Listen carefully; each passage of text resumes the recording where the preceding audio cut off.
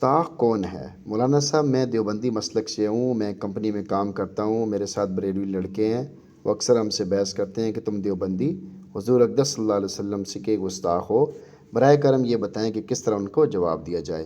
اللہ تعالیٰ کا شکر ہے، فضل ہے، کرم ہے کہ دیوبندی حضور اقدس صلی اللہ علیہ وسلم کا سب سے زیادہ احترام کرتے ہیں، سب سے زیادہ عقیدت و محبت رکھتے ہیں، سب سے زیادہ آپ صلی اللہ علیہ وسلم کی سنتوں پر عمل کرتے ہیں۔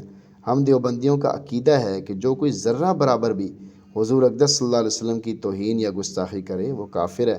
اللہ تعالیٰ نے رسول اللہ صلی اللہ علیہ وسلم کو آخری نبی بنا کر بھیجا اور آپ صلی اللہ علیہ وسلم کے ذریعے دین اسلام کو کامل و مکمل کیا، اور قرآن میں اعلان کر دیا الیوم اکملت لکم دینکم واتممت علیکم نعمتی ورضیت لکم الاسلام دینا۔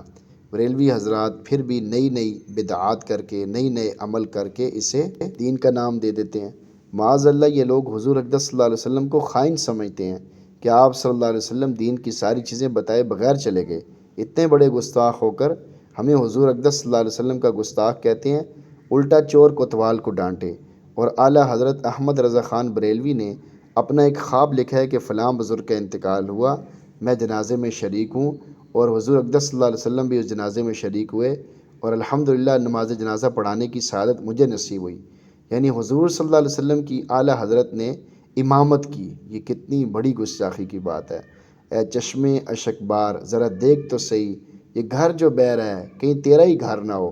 بریلوی حضرات کا یہ بے بنیاد الزام ہے۔